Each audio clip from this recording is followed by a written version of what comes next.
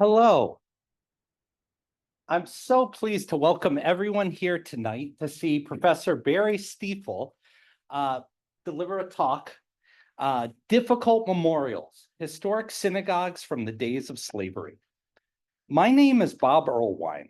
I'm a professor of religious studies in the Department of History and Philosophy, and I'm the director of the Eastern Michigan University Center for Jewish Studies. And I'd like to begin just by thanking our co-sponsors for tonight's event, and we've got two of them. So first, I want to begin by thanking the Program in Preservation Studies at EMU, and this is a very happy occasion for them and for us because Professor Stiefel is a graduate of their program from the early 2000s, and so this is a bit of a homecoming for him, and that's pretty exciting. And I'd also like to thank the Jewish Historical Society of Michigan, our other co-sponsor for tonight, and I believe we have several of their members joining us virtually. Now, my student assistant Theodore is at the desk over there and was set up. So if you're an EMU student seeking LBC credit, or if you were getting extra credit for a specific class or both, you should have signed in upon entering. If you didn't, just please make sure you stop by and sign in, and we'll make sure you get the LBC and we'll get the information to your professors. Also, a special announcement for Professor Kaufman. If you are here for Professor Kaufman's 300 class, just stop by and say hi to him after the talk. Okay. Also, now for our community members. I would ask also our community members to sign in. There's a separate sign-up sheet. It just helps with our records and our planning. And if you're willing to be contacted, we can contact you. If you don't want to be contacted, we'll leave you alone. But it really helps us if you sign in. Also for community members, I have parking validations. So after the presentation, come by, say hello, and I will make sure you get a parking validation. Last thing before I introduce our speaker, I have an exciting announcement that we have a great pre-Hanukkah event this year, which will be the 3rd annual Martin V. Schickman Lecture. And we are having Jordan Gorfman, affectionately known as Gorf, who is an editor at DC Comics. He's an editor of Batman, the Batman series, and also the author of a number of graphic novels and so on. And he's going to be here, and he's going to be talking about Jewish identity and comic books and a lot of things. So it'll be really exciting. So keep your eye out. This is more information will be coming soon. Okay, now it is my pleasure to introduce tonight's speaker, Professor Barry Stiefel. He is a professor at the College of Charleston, where he is a member of the Department of Art and Architectural History, Historic Preservation and the Historic Preservation and Community Planning Program, and the Joint Graduate Program in Historic Preservation with Clemson University. He's also affiliated with so many programs, I can't list them now. He earned his PhD in Historic Preservation from Tulane University, his master's in urban planning from the University of Michigan, and last but definitely not least, his graduate certificate in historic preservation from EMU. So I'm delighted to welcome Professor Stiefel up to the podium.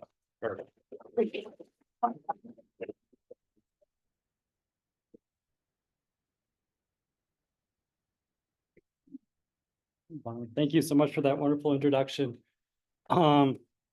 I'm going to start off with how I got here, both to give those who don't know me yet about what that background is, as well as to update those who I have known. I'm just overwhelmed by not only the turnout here this evening from the students, but also friends, colleagues, family. Thank you so much for coming. So for me, it was a long, long time ago, but not too far away. I was a high school student at Ann Arbor Community High, and they had a class there on architectural history that I took with my old teacher, Tom Dodd, if you knew him. And in that class, I studied some of the Jewish historic sites in the Ann Arbor area. Yes. Sure. Is there a microphone by chance there? There's not one, we don't have a, PA here today, Yeah. sorry. Trouble here. Oh, yeah, I don't know why we didn't, there wasn't a PA. Let We me, can have it project. Okay, I'll work on that. Went off to actually to Michigan State for my undergrad. But I was interested in studying historic places, particularly related to the environment. Started my master's program at University of Michigan, started learning about all the neat things that you could do about repurposing old buildings. But they don't provide those studies at Michigan. And I was actually told you have to go to Eastern Michigan to learn that. And so that's what brought me here. And I continued my studies from what I had done at Ann Arbor Community High, looking at the historical Jewish sites around the Ann Arbor area and also elsewhere in Michigan. Some of my first papers that I wrote there at the MU program were later revised and published in American Jewish History, the Journal of the Jewish Historical Society of Michigan. And then from there, went on, actually had an internship abroad in Auschwitz, Poland, and went and did my doctoral studies at Tulane University, where I studied the history and preservation of the synagogues of the Atlantic world. And then part of that was looking at the architectural history of, well, who built these places? In particular, what I was first interested in who were the Jewish builders and architects, and there weren't that very many. The earliest one I actually found was David Lopez, who I'll talk about in a moment in my presentation, who built this synagogue standing behind me in 1840 in Charleston, South Carolina. And what I soon encountered was that he was not alone as the contractor building it, but all the enslaved people that he put to work in that project. This building is called Kahal Kadosh Beth Elohim, which means the Holy Congregation of the House of God, though colloquially in Charleston, everyone calls it KKBE. And this research sort of turned in this direction about 2011 or so, when we're about to celebrate the 150th anniversary of the American Civil War, with the first shots being fired in Charleston. And as part of a conference there that was looking at the Jewish experience related to the Civil War and slavery. And so that's what took me further down this direction. And what I learned from this is that there was a lot more to this that other people hadn't looked at. And so this sort of gives the path of my previous research. Or more specifically, on April 28th, 1838, which was a turning point, there was a fire that decimated Charleston, including the synagogue. And at this time, there was a young entrepreneurial builder by the name of David Lopez, who was also a member of this Sephardic family that stretched across the Atlantic world and beyond. His most famous family member is Aaron Lopez of Newport, Rhode Island, if anyone's heard of him. And David Lopez Jr. was the first among his faith, and this is a picture of him right there, to take a career up in the building trades. As a young adult, Lopez apprenticed himself as a carpenter, establishing himself independently in Charleston during the 1830s. Whether Lopez was personally approached about the synagogue project after the fire of 1838, or heard it by word of mouth, or simply read about it in the newspaper, it's not clear. However, New York architect Cyrus Warner submitted the winning proposal for this Greek revival design that you'll see more of, with another local firm assisting. And he signed the contract, David Lopez did, in 1839 to build this house of worship, setting a historical precedent. This was the first recorded instance of a synagogue in the Americas, North, South, or Caribbean, built by a practicing Jew. And for me, this is because all the skills I learned related to this research I picked up here in this program. And like the other carpenters in Charleston, as well as South Carolina and many other places in the Americas, Lopez used enslaved labor. Specifically, I found the purchase records for Kit and George were identified as carpenters by training that he respectively purchased in 1837 and 1839. And there it is with the close-ups.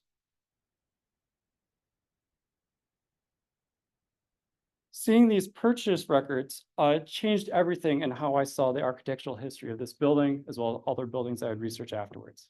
And that is, the slave labor was no longer something abstract as something that just happened.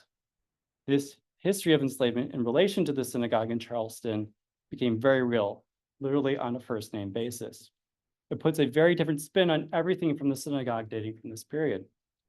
This record shows that George was purchased by Lopez on March 7th, 1839, shortly before Lopez signed the contract to build the synagogue. At this point, Lopez likely knew he was a contender, if not the contractor to be for the synagogue. Worst case scenario for Lopez, George would be put to work on something else because business was booming in the post-fire Reconstruction economy. However, Kit and George were not the only ones involved in the development of the synagogue. And looking into the congregation's records, I found that 1839, well, a Negro hire, enslaved person was rented from someone else at a cost of $48. Another instance, December 27th, 1840, as part of the rebuilding efforts, we find a, quote, a color man who works with Hayden and Greg Jewelers, recommended by Mr. Levy, and offered to repair the silver Torah scroll finales. Have you ever seen those? And he would ask the sanction of the synagogue to employ him. So here we actually have enslaved labor fixing up the silver decorations on a Torah scroll.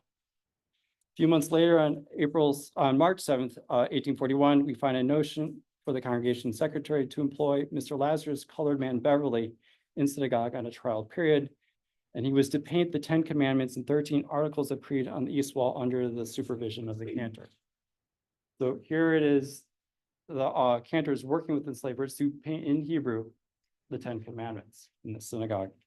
And this documentation reveals that in some instances, highly skilled enslaved labor were involved in the making of synagogue ritual objects in art. And wanted to show you what this building is like today. This is KKBE. This is the building I was standing out before. This is a Greek revival architecture, for those who are not familiar with it. And this had precedent not only in Charleston, but across the South in terms of architecture to emulate. This is the inside. The inside was redone after the earthquake of 1886. But the floors, all the main fixtures, this is all the work of George and Kit, enslaved carpenters that worked in this place during the around 1840. And this is looking back from the front towards the back.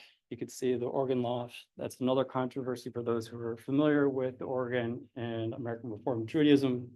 They built everything else around it. This organ itself postdates the earthquake because it was destroyed in that earthquake. But for me, most particularly interesting from an engineering point of view was looking up at this. This is the ceiling up above this dome, this very impressive dome made out of plaster, and this chandelier. It's not illuminated at the moment because it's daytime. This is, I would say, is probably close to about 40, 50 feet off the ground. So considerably high up in the air. But what is really impressive, most people don't get to see this, is you go up into the attic. This is actually looking at the dome on top of it. This is all carpentry, no nails. This is fitted together. There's some bolts holding. This is impressive. And you're asking before about dinner earlier about the, thing you see in all the boards here, in the details, the pre-measurements that were made on the ground before they lifted everything into place for the construction of this. Below you see it's lath with plaster, the entire dome structure. And this space in here, I'd say is perhaps about another 15, 20 feet that I'm standing in, so I don't even have to duck. Being up there also gave me an idea of their energy bill. I was there in about this time of year, early November, and I'd say it was probably about 75 degrees in there because there was no insulation. All the heat's just going straight up. But it gives you an, this for me was the great example of what was involved with this labor. And this is very impressive when it comes to look at the engineering construction of this. So Lopez built numerous, I'll leave that there for a minute, buildings besides the synagogue. Other most noteworthy buildings include a bank, Institute Hall, which is famous in South Carolina. Institute Hall was the South's sort of independence hall where the Ordinance of Secession was signed in 1861, as well as Zion Presbyterian Church, which was a Black church built for enslaved people. And Lopez was involved in rebuilding the cannons at Fort Moultrie, previously sabotaged by Major Robert Anderson. Once these cannons were repaired after they were broken, they were pointed at Fort Sumter to fire upon to start the Civil War. So during the war, Lopez was also built and managed the state's armory at Greenville. Now, my research on Lopez offers a biographical study of the very first Jewish entrepreneur who worked as a building contractor on a synagogue in the Americas. Like Lopez's Christian colleagues in early 19th century South Carolina, he utilizes both enslaved and free labor in the building contracting business. And within the historical records, I've also identified patterns of. Sorry, we are getting a microphone. My Okay. apologies. Okay. I'll continue a little bit more or wait. Let's pause for maybe Okay. just a minute. Okay. Should be here in a So I can entertain any questions while we wait.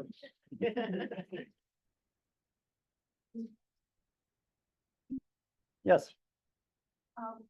So I know this is jumping much farther ahead, and maybe in fact this will be the, like, perhaps to the story, but I'm curious whether a synagogue now has acknowledged the participation of slave labor in the building of their synagogue.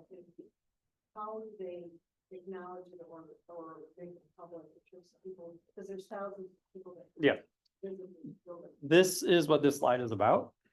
And I'm going to talk about it once I'm let out of the. In your mic. Yeah, take it that way. But yeah, if you have a second, take a moment to read the text of the plaque.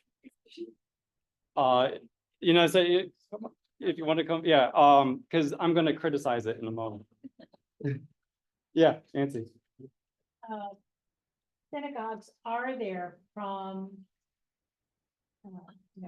pre-emancipation, that are still extant in a sense.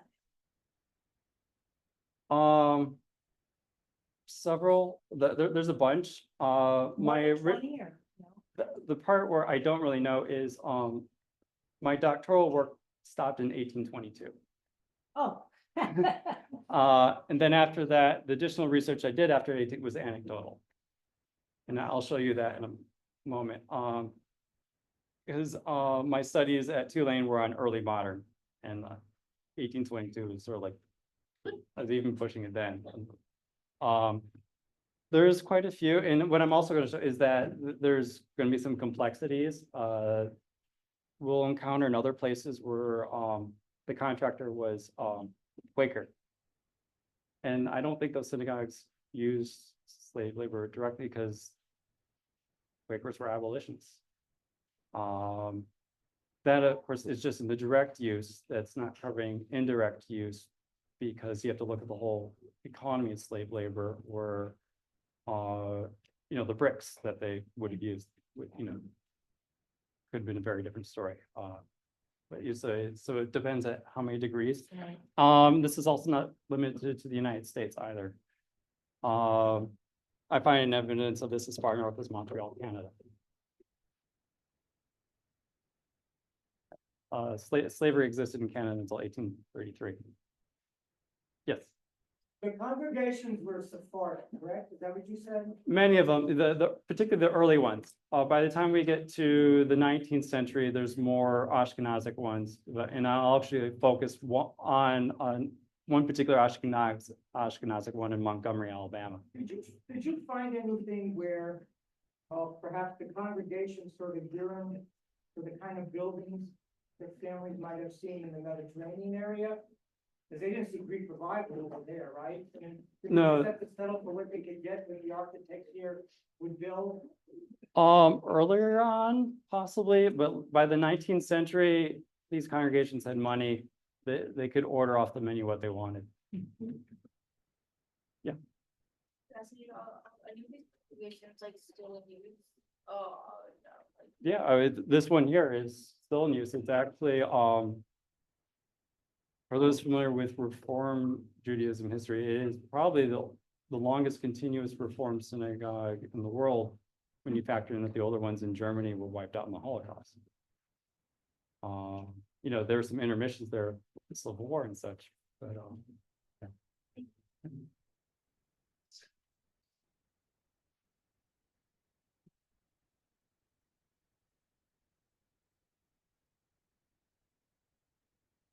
Hopefully it will be momentarily.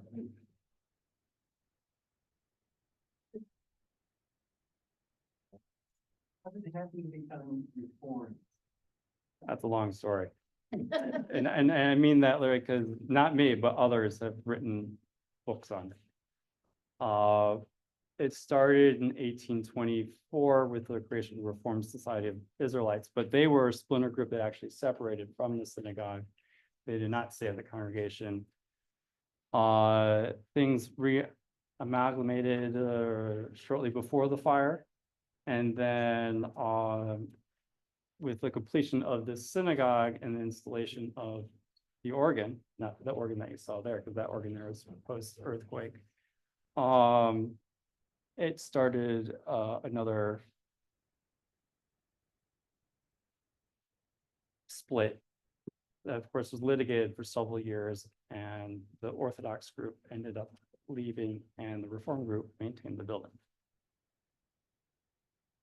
Why don't we just resume? Okay. Yeah, hopefully the mic Okay. will be.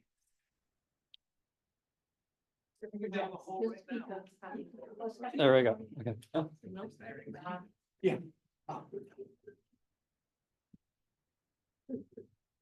You're a victim of your own success here, right? So many people. Okay.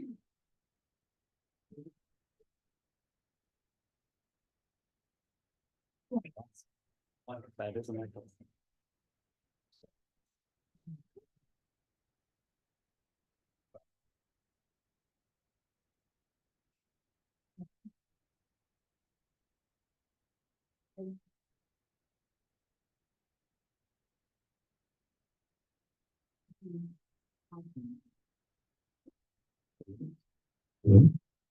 All right, thank you. Okay. Super bearing with.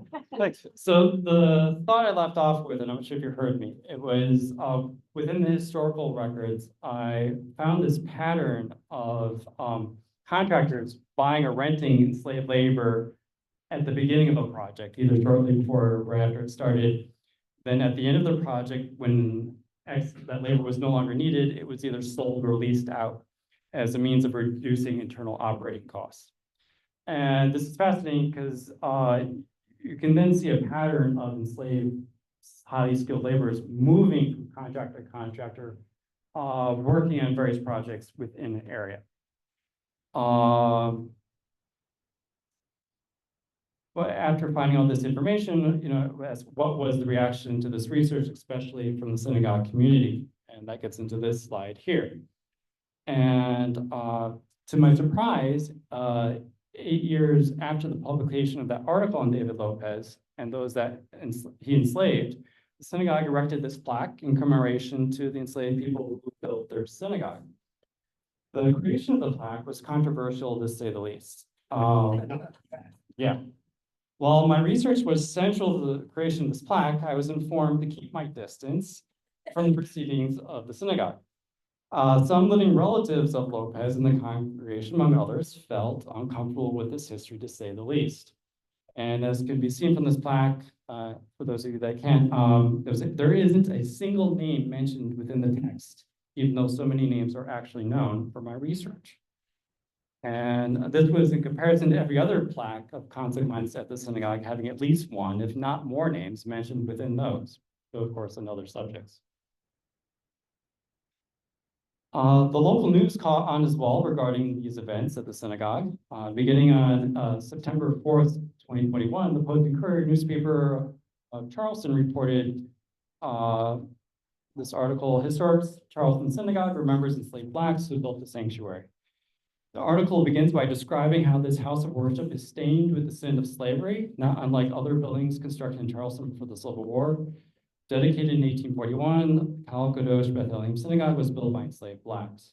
This article was repeated by many other news outlets across the United States in the following weeks under the revised title, South Carolina Synagogue remembers enslaved Black people who built it, through the network of the Associated Press.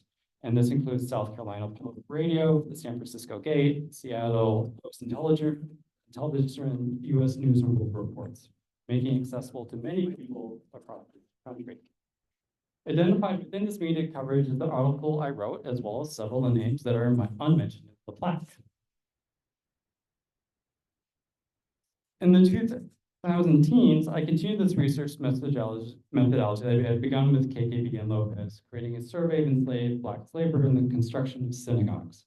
This investigation revealed the origins of its usage in the Americas, beginning with the first synagogue in Recife, Brazil, in Dutch Brazil, congregation Zur Israel in 1640, and ended in 1862 with Kahal Montgomery in Alabama. This research showed that in addition to the pattern of building contractors buying, selling, leasing out, and renting Black enslaved labor, Jewish congregants also lent those that they had enslaved to the congregation for a certain period of purpose to assist the building of the synagogue. And this was often in lieu of cash contributions that they owed.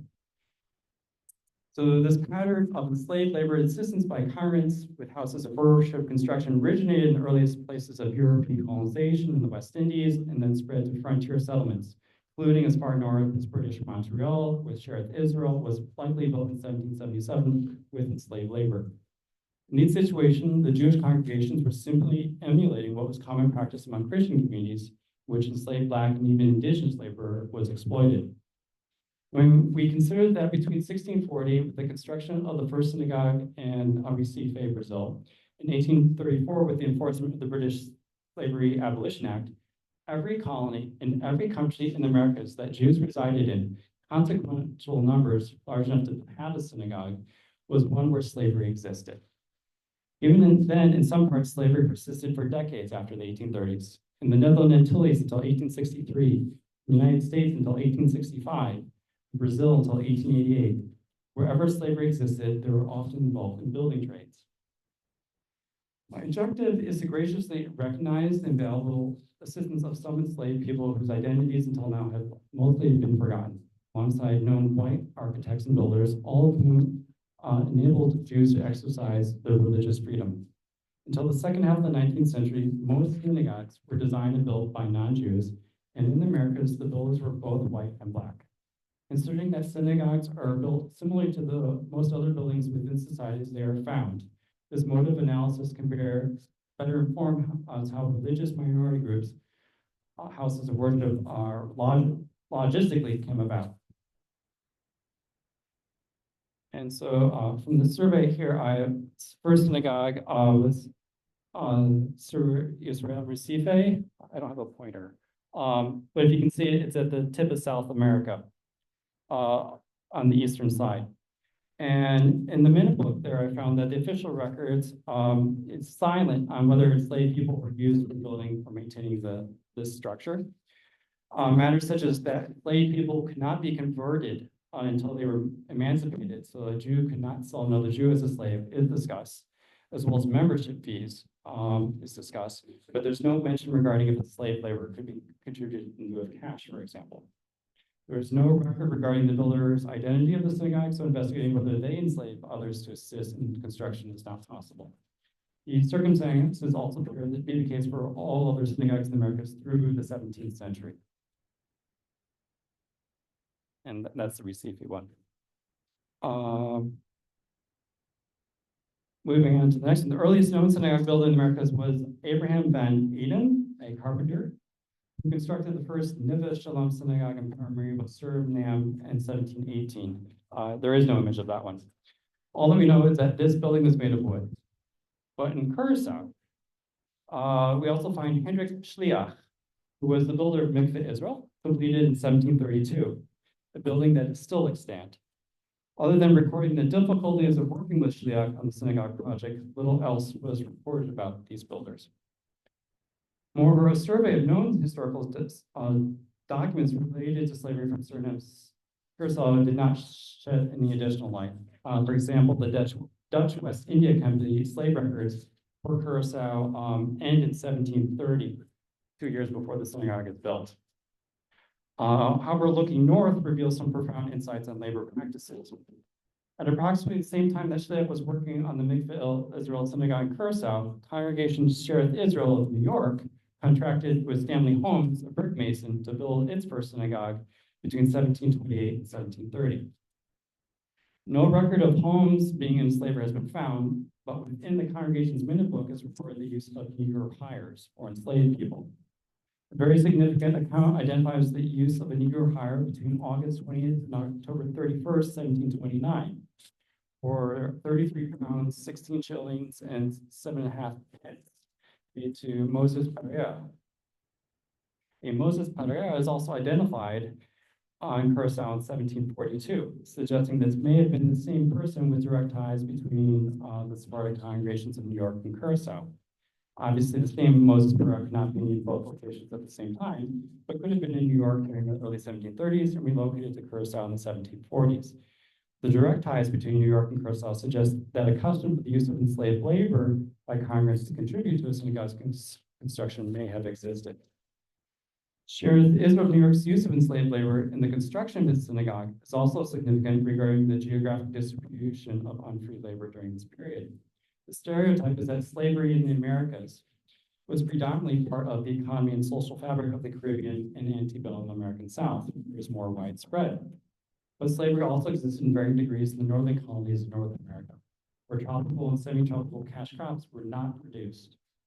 Indeed, as far north as Montreal, British Quebec, during the War of American Independence, we find Samuel Judah both enslaving others and serving on the congregation's board, also called Shereth Israel during the 1770s, and a time when the synagogue was under construction, suggesting that slave labor may have been involved in Canada's first synagogue, since the circumstances in Montreal were very similar to those found in New York. In Quebec, too, some enslaved people participated in the building trades as a whole.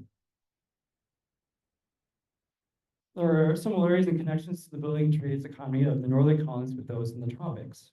Very little detailed documentation survives in this period from Jesuit Israel of Newport, Rhode Island. Most of you may know this as Toro Synagogue, another northern synagogue built between 1759 and 1763. Other than Peter Harrison was the architect, Joseph Hammond was the builder. Some individuals, such as Harrison, traveled in multiple colonies, both within and outside the Caribbean region.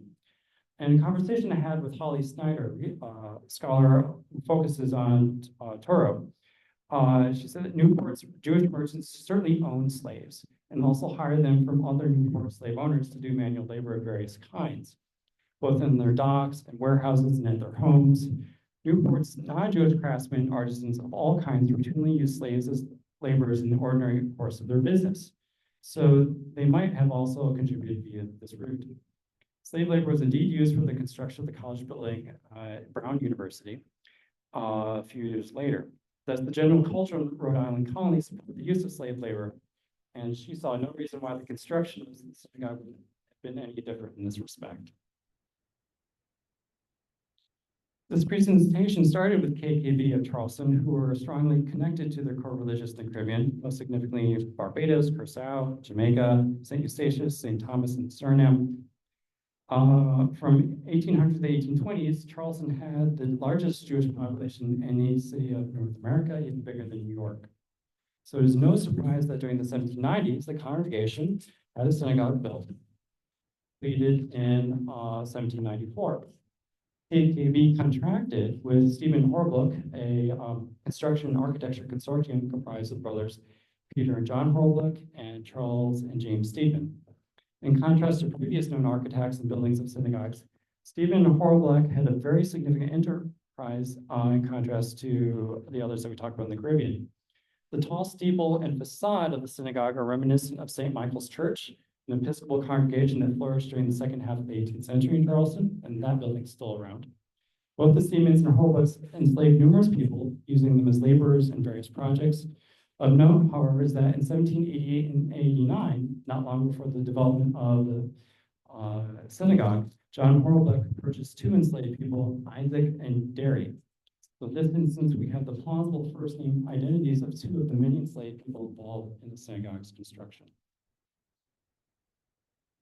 Just to cover a few other examples briefly, is looking at New Orleans with an economy intrinsically tied to the Caribbean. During the 1850s, two synagogues were built here. No names are mentioned in relation to Shari Chesed, the first synagogue erected in the city in 1851. The second building, Nipso Yehuda, Sephardic congregation built in 1857, was designed in the Greek Revival style by W.A. Ferret and the construction firm Little and Middlemiss. This firm, comprised of Peter Middlemiss and Robert Little, were prolific builders across New Orleans' affluent garden district. Middlemiss was originally from Montreal. According to Mrs. Obituary, he built Temple Sinai and nearly all the synagogues and many churches. According to architectural historian Frederick Starr and Jan White Brantley, during the antebellum period, it was generally not profitable for builders in New Orleans to enslave people for use in the building trades, though enslaved labor was sometimes rented for short periods as specific projects. It was more economically efficient to use enslaved labor in sugarcane and cotton in Louisiana. Instead, low-wage Irish and German immigrant laborers were hired. The Garden District and adjacent neighborhoods of the American sector where much of New Orleans Jews and synagogues resided. Indeed, American landscape architect Frederick Law Olmsted observed on a visit to the city in 1853, quote, "The majority of the cartmen, hackmen, coachmen, porters, railroad hands, public waiters, and common laborers appeared to be white men." This is in contrast to most other Southern American cities. However, further research revealed that Middlemiss purchased Knack for $1,200 on June 24th, 1854, and he was a trained plasterer. A plasterer is a highly skilled trade, and Middlemiss paid a significant sum for this training. Nat may have worked at Yehuda's decorative plaster in 1857, which is intriguing to consider that inexpensive Irish and German immigrants may have been done the less skilled grunt labor. This raises the question, were synagogues built without enslaved labor plans of slavery? Considering New Orleans' economic situation regarding the built trades and cost efficiencies regarding slave labor, there exists the possibility that the city's first synagogue, Shari Chesed, built in 1851, may have been built without it. Louisiana's economy was based on cash crops of sugarcane and cotton, therefore it would not have made sense to use it. This was a peculiar circumstance where enslaved people were politically used in an essential sector of the economy, in this case, cash crops. The irregularity of Louisiana's building trades labor source may have existed elsewhere in the Caribbean, where synagogues may not have necessarily existed, which is an argument for verifying the micro labor autonomy surrounding the development of any house of worship and to avoid generalist assumptions. Another fascinating example was the construction of the Lloyd Street Synagogue in Baltimore, Maryland, completed for the Baltimore Hebrew Congregation in 1845. This Greek Revival synagogue was designed by architect Robert Long and built by Curley and Sons, which include James Curley and his son, William Curley. Unfortunately, little could be found on James Curley, the owner of the firm, other than he was a strict member of that noble society called Friends. His son, William, was also a builder and later a locally known architect. Considering the Curleys were devout Quakers, a religious sect that was pro-abolitionist, it's possible that the Lloyd Street Synagogue was built without the direct use of enslaved labor, though you'd have to look in terms of the next level related to bricks and lumber and stuff like that.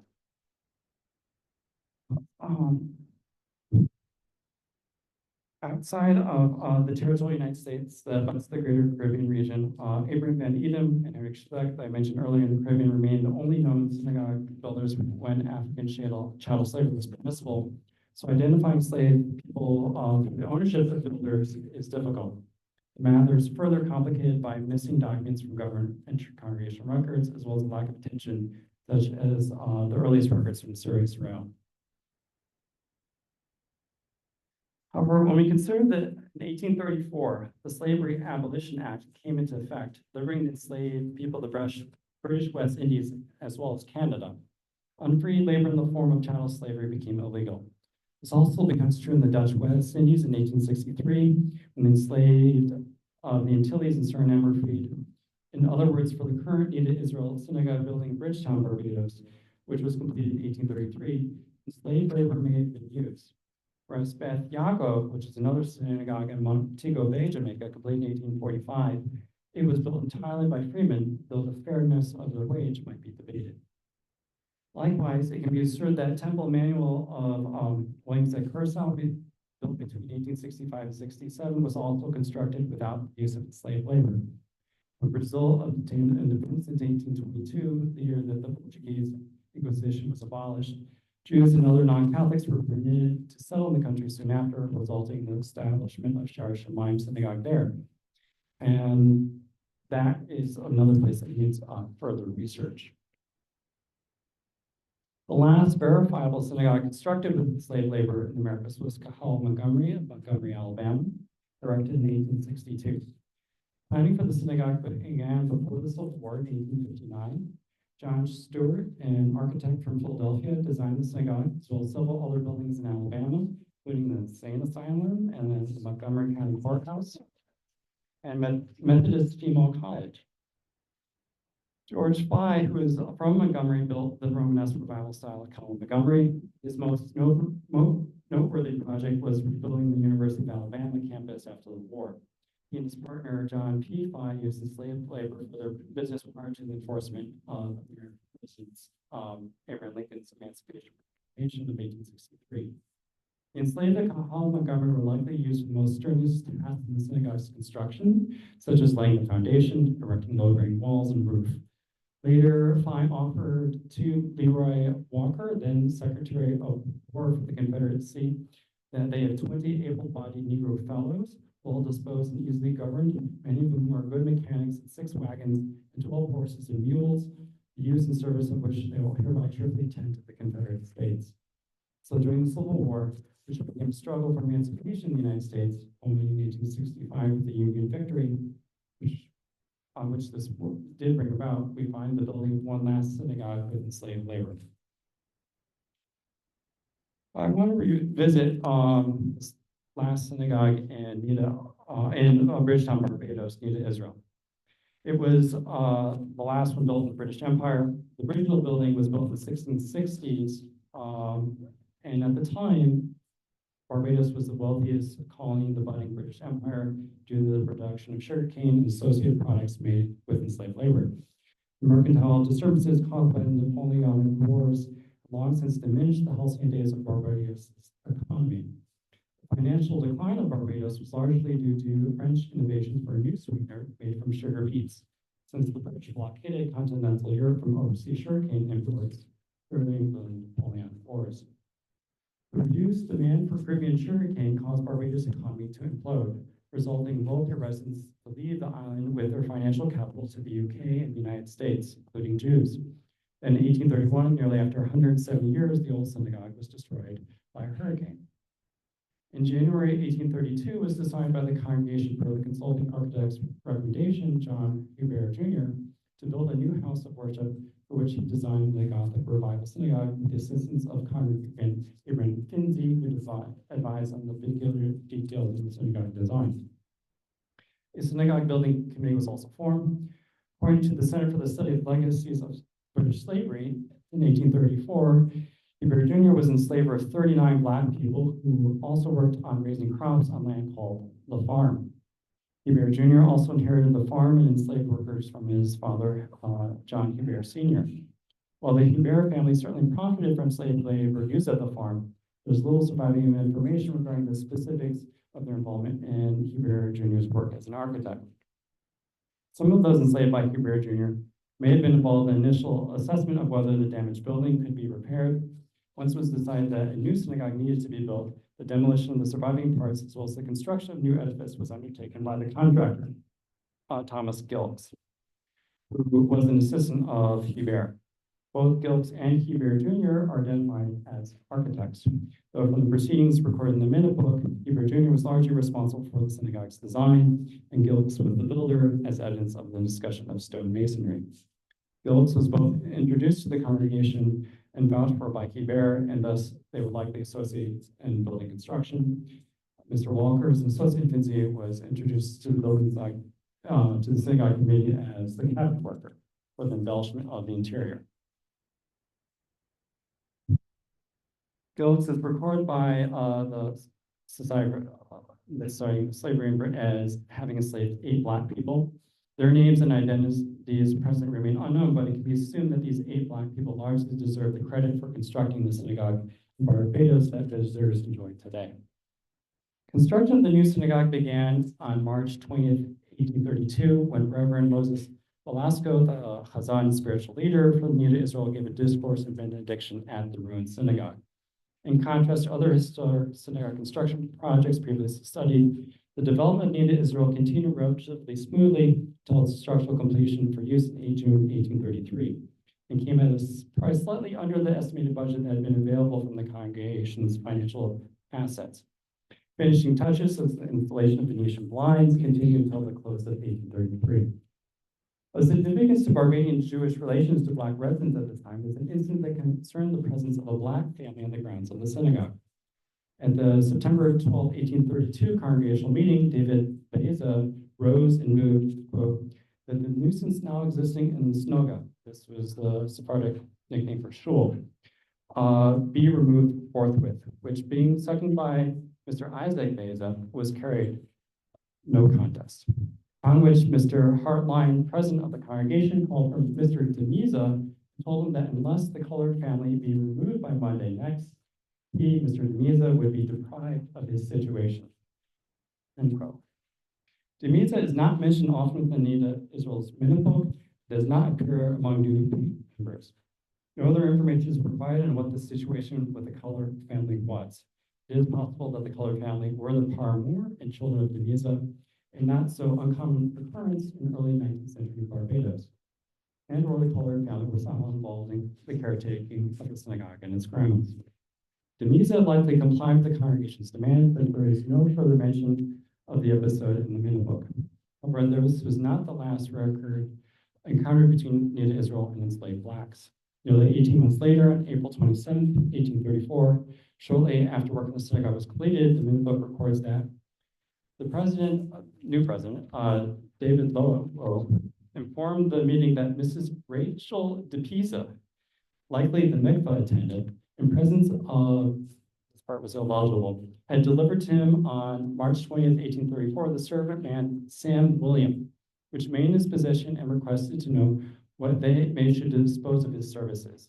The members were informed that Sam William may be given over to the service of the synagogue as a compensation for the goods she had continued to surface thereupon. Moved by Mr. Moses C. Azevedo, unanimously agreed to that the said boy be maintained by Mr. Elias Miranda, as gently doth by the synagogue. The young man was then called upon, and permission of the president, Moses Azevedo, was permitted to lecture him on the situation, business, and course of conduct he was to pursue, which having been given much to the purpose, Sam William was directed to retire, end quote. However, Sam Williams' placement at Nida Israel was short-lived. A month later, on May 22nd, the president informed the meeting that the boy, Sam William, was delivered to him by Miss Rachel DePisa, was requested to be returned for analysis this day. It was the opinion of the members, because of her request, finding the boy unset and unworthy of being employed by the congregation. No further information on William is available about who he was, what his skills were, or what he did specifically for the newly completed Nida Israel Synagogue. It was likely related to upkeeping the building and cemetery. I find this information significant because Rachel DePisa is identified in other historical records as a free mulatto of color. She and her relatives are found taking oaths on the 5 books of Moses instead of the New Testament. I've also wondered if Rachel DePisa and her children were the colored family connected to the Niza, for which he was reprimanded for at the September 12, 1832 vestry meeting. Of the 4 glebe houses on the synagogue grounds, one was intended for the female attendant who maintained the Jewish ritual bath or mikvah, because it is married women who most frequently require mikvah use during their menstrual cycle and needing spiritual purification from the blood of the mission. This position could explain Rachel DePisa's work as a female employee of Ida Israel, where her employment responsibilities were undefined within the minute book. If so, this would have put Rachel DePisa, a self-identifying Jewish woman of color, in a position of authority over white Jewish women regarding Jewish ritual family purity observance. After many years of public debate in the British Empire and eventual passage of Parliament, the Abolition Act received the royal assent on August 20th, 1833, approximately 2 months after Nita Israel's second synagogue was completed. Within the minute book, there's no mentioning of concerns by members of Barbados' Jewish community regarding slave labor and possible impacts on the synagogue's construction. Anticipated completion schedule of the synagogue fell easily within the time frame that remained for slavery, especially considering that enforcement of the Abolition Act was not to come to full effect until August 1st, 1834. Indeed, this enforcement date was 2 months after Sam Williams' servitude at Nita Israel Synagogue ended. One last incident reported in the Nita Israel minute book is the reprimanding of an unnamed Shamish. Another person who takes care of this at a later vestry meeting for a dereliction of duties related to the disheveled state of the synagogue. The Shamish was not at the meeting to explain himself, but could the untidiness of the synagogue have been due to an enslaved person evading the Shamish's commands, since Shamishim, plural, previously relied on slave labor? With slavery literally months away from expiring, many refused to work because they were so close to being free. Conclusion, investigating the respective circumstances for the development of each synagogue in relation to slavery has shed light on the dynamically different relationships between Jews and Black in each locality, as well as the unusual occurrence of Jews of color in Barbados. The encounter of Rachel DePisa, a Jewish woman of color, reveals that as conflicted as some Jewish families are in the present regarding intersectional identities, so too were some in the past. This not only tells differences in faith, gender, and race, but also individuals who at the same time both received and perpetuated unkindness towards others. In both locations, Jews frequently sought to identify with the social milieu of the governing authorities, where in Alabama they were very pro-independence for the Confederate States, and Barbados Jews sought to be loyal subjects of the British Crown. The historian Tara Stewart has identified that labor acknowledgement is a means of centering slavery in our understanding and framing of the past. Other examples to look at are what occurred with the Jewish people in their encounters with the Holocaust, Germany, and restitution, as well as Sephardic Jews specifically in the Iberian expulsions and Portugal's offer to reinstate citizenship. Reconciling and readdressing the Jewish encounter in the Americas with enslaved labor in other ways would only be as equally appropriate in order to address past social injustices. Remembering slavery through appropriate and well-informed historical interpretation is important for educating a better society, implementing the Jewish practice of repairing the world to prevent exploitation from happening again. Thank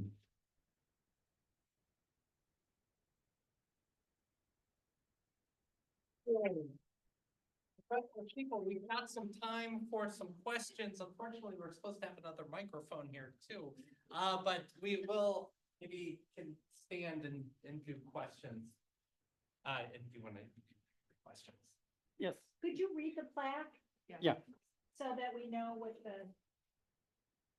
See what might have been. There we go. Okay. So the plaque says on the top is a quote from Mishnah Yoma. It's a tractate of the Talmud. There's no atonement for transgressions of one human being against another until that person is reconciled with the other. That's basing it in Jewish religious teaching. Then the quote says, "This sanctuary, dedicated in 1841, replaced an earlier structure that burned in 1838. The first Reformed synagogue in America was constructed by a Jewish builder, whose skilled workers include enslaved African Americans. Upon the renovation and rededication of the building in 2020, Kahal Kadosh Beth Elohim rededicates itself to recognizing the errors of the past and reconciling the beliefs of our faith with our actions as we commit to spiritual growth and social justice for all." So what, No names. is that the controversy? There were no names of the enslaved, or was there something else that was? That was my view with it. It was like you had, I even gave them the primary records, and like where this becomes, I guess, more eye-opening. I mean, for me, because I've done a lot of research in this building, spent a lot of time there, which is a few blocks from the office. This place is plastered with plaques. This is the only plaque without a name. Because all the other plaques tell you who donated it and who's the memorial for, and just why not this one?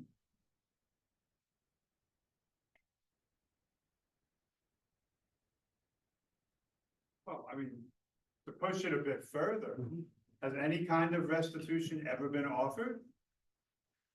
KKB was the second synagogue, second house of worship in Charleston to erect such plaque. No, I mean, Um, plaques are nice. yeah. But, There's been no restitution of consequence in the United States for slavery. Yeah, Second Presbyterian Church in Charleston also has a plaque. It has fewer words. Were there controversies with just acknowledging that enslaved labor was used in this? Is that a problem putting this up or no? There are relations of the Lopez family who are still alive, including a past congregation. And I'm sorry, that what? there are relations of the Lopez family who are still alive. And conversations about this made them feel uncomfortable. And again, I was told to stay out of it, so I was not in those meetings. That was the other thing I guess I was just sort of surprised, like, but you're using my paper, right? I was like, isn't that another issue of? Yeah, no, you can lead students to books and journal articles, you can't make them read.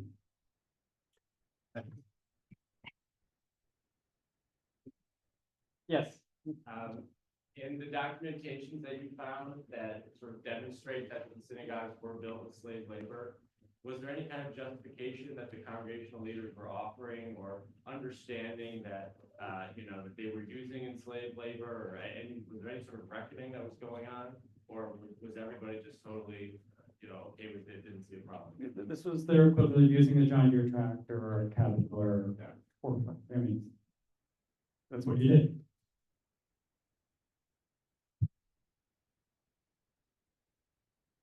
Yeah. I know this is a bit farther afield from the work we've been doing here, but did what you, unearthed, did it lead you to, look at or examine the, percentage of Jewish families who had held, slaves? Because I think it's pretty high. I have not done that research because other people are digging into that research. More often than not, enslavers were, looking at Eli Faber's research, his findings were that the percentage of Jews who were enslaved was no different than the general population. So it's reflective of those numbers, and the most significant aspect is if you had the money to afford it. Most Jews in 19th century America, particularly in the South, did not have much money. And my study that gets deeper into Barbados, the numbers that they're enslaving tend to be smaller because they're shopkeepers, merchants, things of that nature. They don't need large numbers to maintain fields because very few Jews were plantation owners.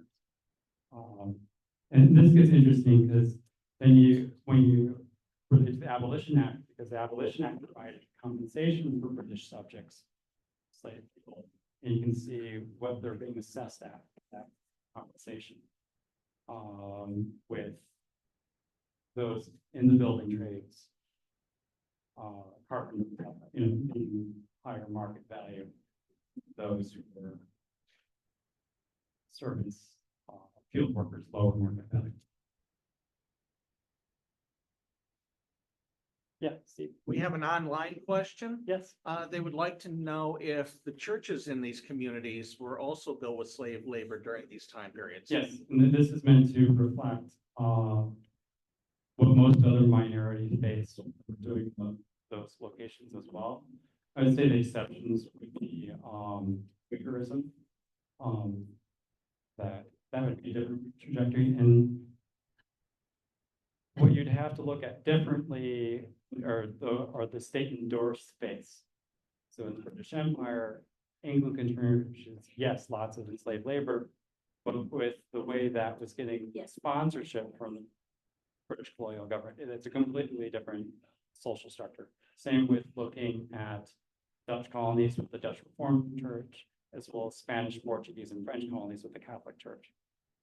All enslaving, but that dynamic of that, because the state endorsed religion were also technically government buildings.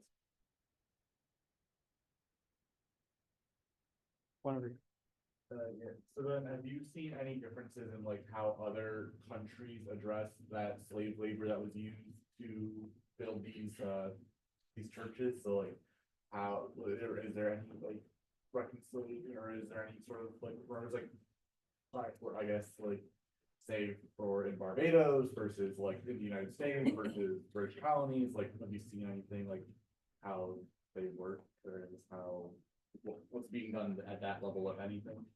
That's a lot of countries today. Yeah. It's simpler dealing with just 4 geopolitical units in the early modern period. I can't say I'm aware of anything of what I would call consequential fair compensation in any place. I could be wrong. There could be a little island somewhere that I'm not aware of the situation.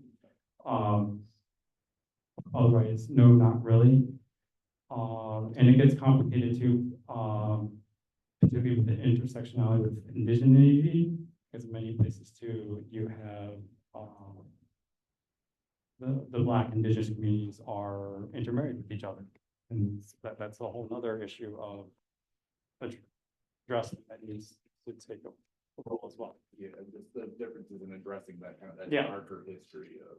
Oh, and the part completely missing from this is that during this time period, South Carolina was actually an exporter of indigenous slave people. Do the other countries though also acknowledge? They do. I mean, the great examples to look at is like Brazil. But no one's coughed up whatever trillion amount that you need to cover that. I would say that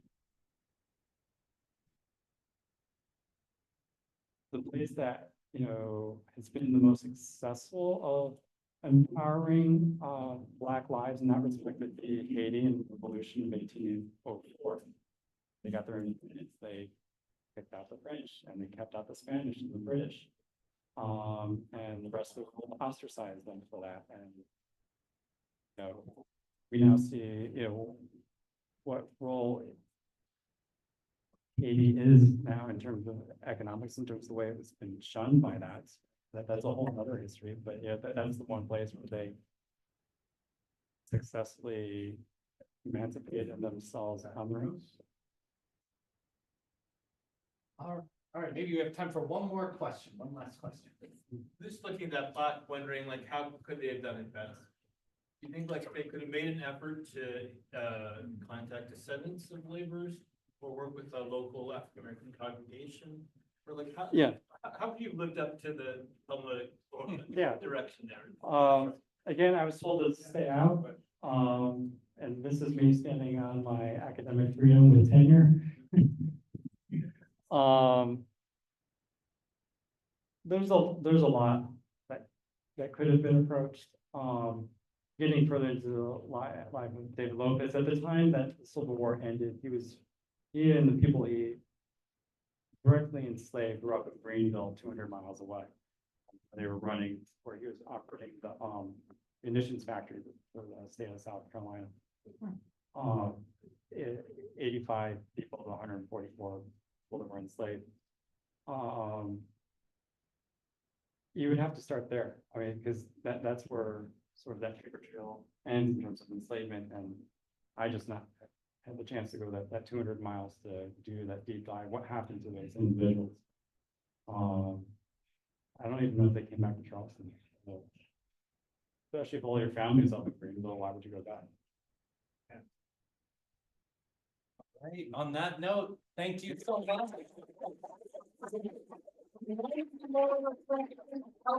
Well, you have anything, don't have time to talk? Thank you so much for coming out. No problem.